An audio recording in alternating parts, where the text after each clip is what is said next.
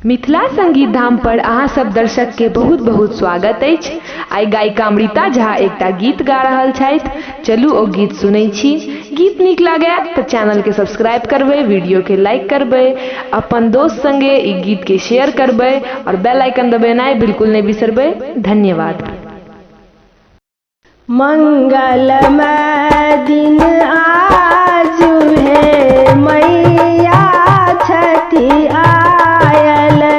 मंगलमय दिन आजु है, मैया छठी आयल। धन्य हमर ई भाग्य है, माँ के चरण पखारब। धन्य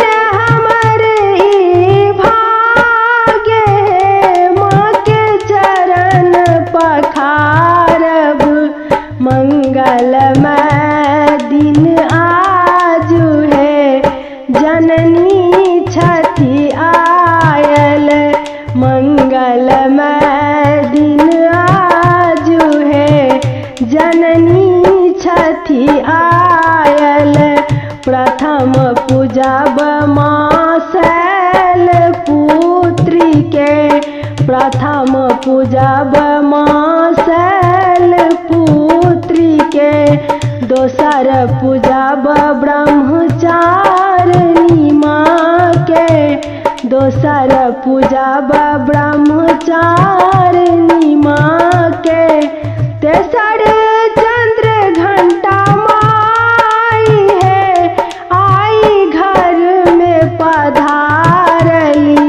तेसर चंद्र घंटा माई है, आई घर में पधारली।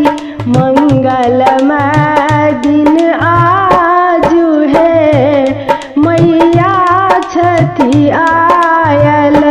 मंगलमय दिन आजु है, जननी छठी आयल।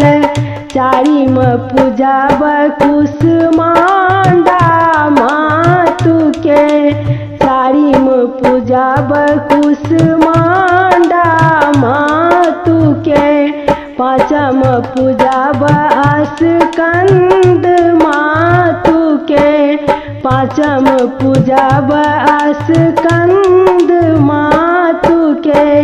छठम कात्यायनी मातु है, छठी घर में आयली। छठम कात्यायनी मातु है, छठी घर में आयली। मंगलमय दिन आजु है, मैया